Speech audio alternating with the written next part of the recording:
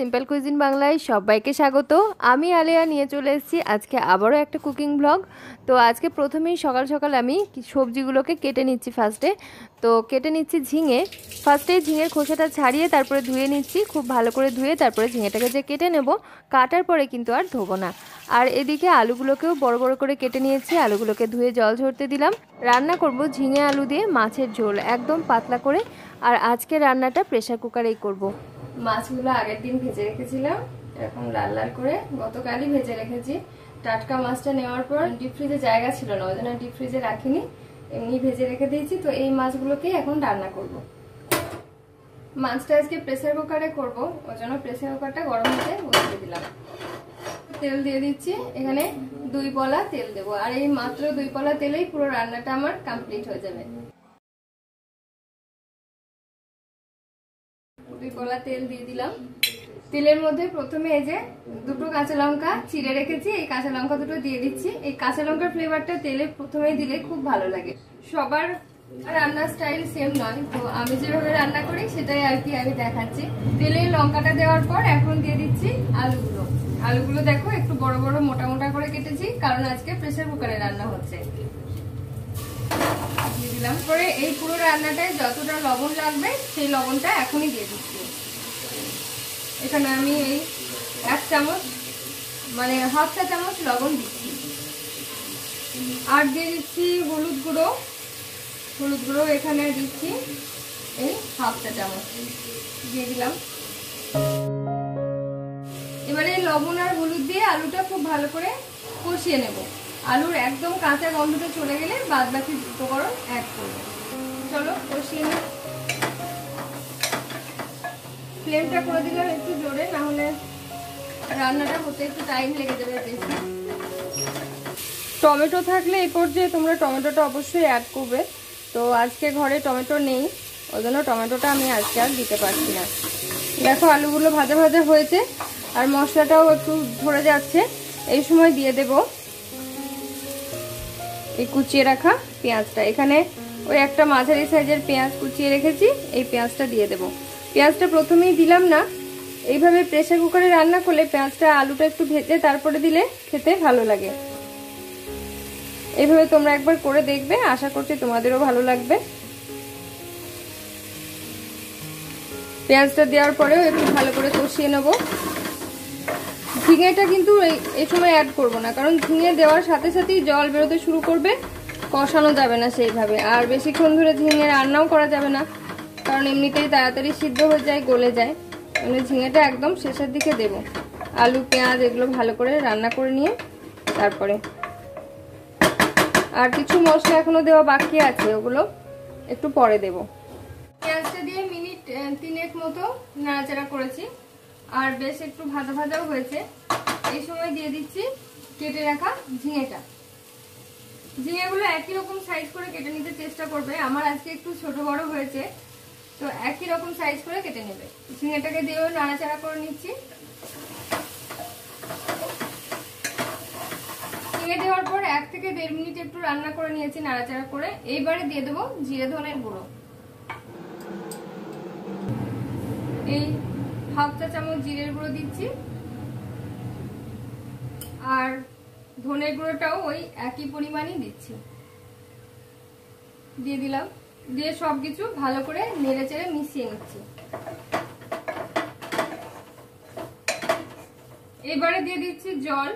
এটা হচ্ছে হালকা গরম জল, আর যে পরিমাণ তোমরা গ্রেভি পছন্দ করবে সেই পরিমাণ জল দেবে। আমি এখানে টোটাল 1.5 কাপ মতো জল দিচ্ছি। একটু ঝোলঝোলি ভালো লাগবে, তবে খুব বেশি জল দিলেও হবে না, কারণ ঝিঙে থেকে একটু জল বেরোবে। 1.5 কাপ জল দিয়ে দিলাম, আর অবশ্যই চেষ্টা করবে গরম জল দেওয়ার। মিনিট 2 মতো একটু ঢাকা দিয়ে রেখেছিলাম যাতে তাড়াতাড়ি ফুটে যায়। আর দেখো ঝোল ফুটতে শুরু করেছে।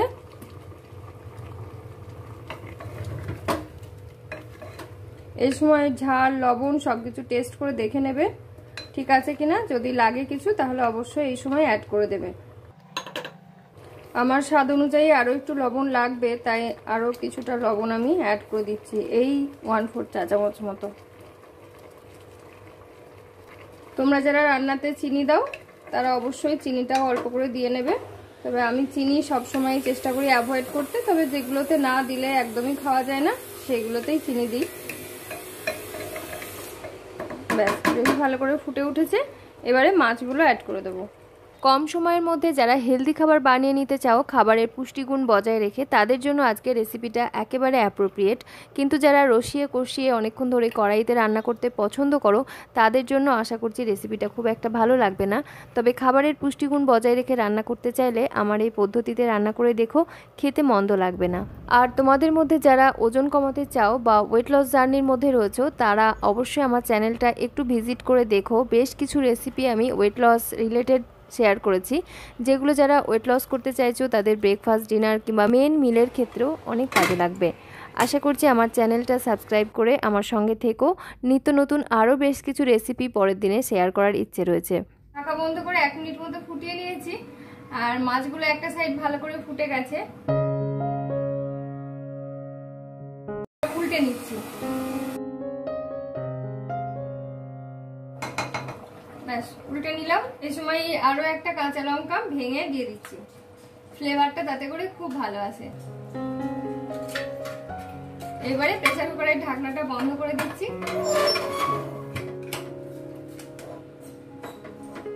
দিয়ে একদম হাই ফ্লেমে 2টো সিটি দিয়ে নেব। পরপর 2টো সিটি দিয়ে নিতে হবে।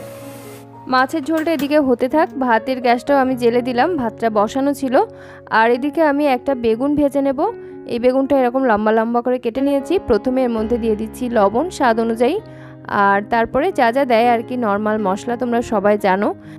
স্বাদ অনুযায়ী লঙ্কার গুঁড়ো দিয়ে দিলাম, আর দিয়ে দিচ্ছি হলুদের গুঁড়ো ওই 1/4 চা চামচ মতো, বা তার থেকে আরও কিছুটা কম।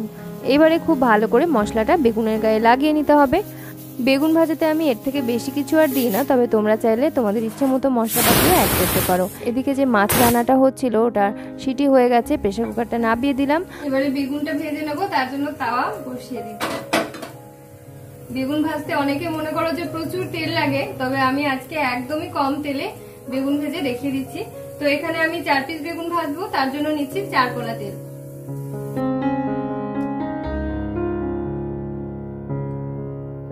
4 কোলা তেল দিয়ে নিলাম। তেলটা ভালো করে গরম হয়ে যাক।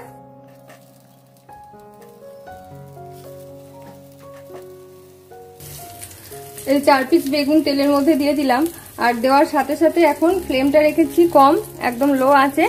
আর তারপরে ঢাকা বন্ধ করে দিচ্ছি। ঢাকা বন্ধ করে দিলে বেগুনটা আর তেলটা টানতে পারবে না। এদিকে আমার ভাতটাও হয়ে গেছে, এই দেখো ভাত ঠিকঠাক হয়ে গেছে। এরপরে ফ্যানটা চলো গেলে নিই।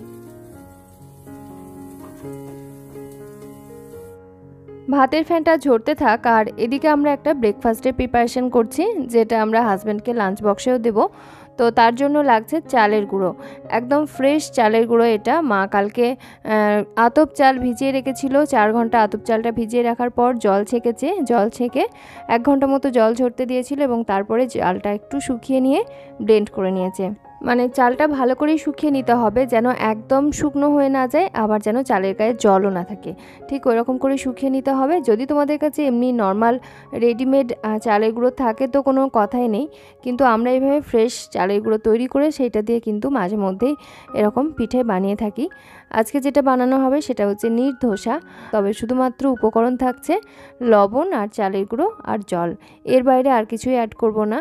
আর এটা খাওয়ার জন্য অনেকে সাদা আলুর তরকারি পছন্দ করো, বা নিজের পছন্দ মতো অনেকে সাম্বারও বানিয়ে নেয়, কিন্তু আমরা এটা সবসময় খেতে পছন্দ করি খেজুরের গুড় দিয়ে।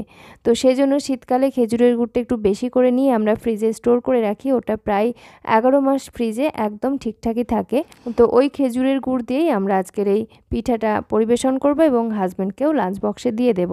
ধোসার জন্য ব্যাটার আমাদের তৈরি হয়ে গেছে। ঠিক ওই রকম পাতলা ঘনত্বের ব্যাটার তৈরি করতে হবে। আর চালের গুঁড়োটা দেখো, ঠিক এইরকম ধরনের চালের গুঁড়ো হলে খুব সুন্দরভাবে নির্ধোসাটা তৈরি করা যায়। একদম ফ্রেশ আর ঝরঝরে, মানে ভেজা চালের গুঁড়ো যাকে বলে, ওইটা দিয়েই ধোসা ভালো হয়।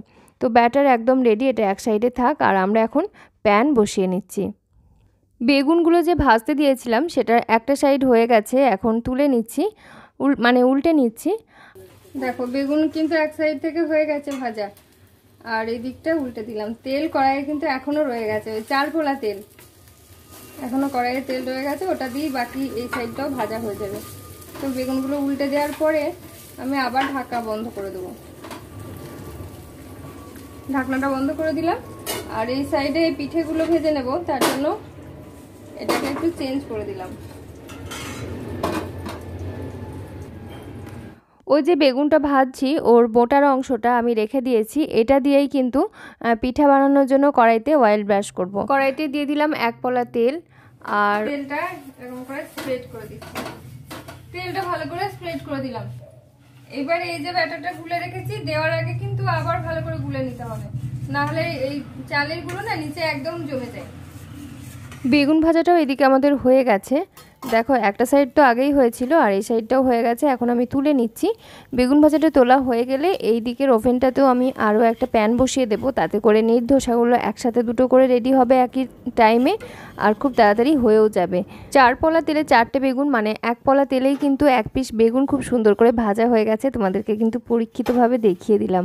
আশা করছি আজকের পর থেকে তোমাদের বেগুন ভাজাতে বেশি তেল লাগবে এই ধারণাটা চলেই যাবে।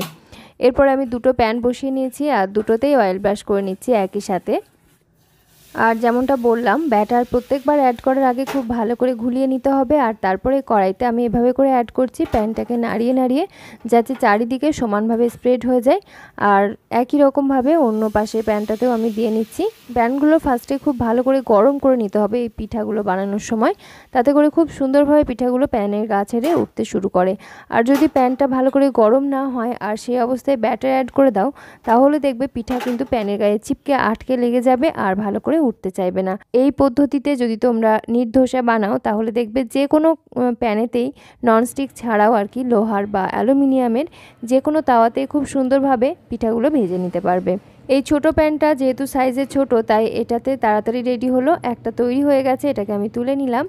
আর যেটা পরে দিয়েছিলাম ওটা আমি একটু পরে তুলবো, তার আগে এখানে আমি আরও একটা ব্যাটার অ্যাড করে দিই। ভিডিওর লেন্থটা আজকে অনেক বেশি বড় হয়ে যাচ্ছে, তাই রেসিপিটা আমি ডিটেলে আর শেয়ার করতে পারছি না।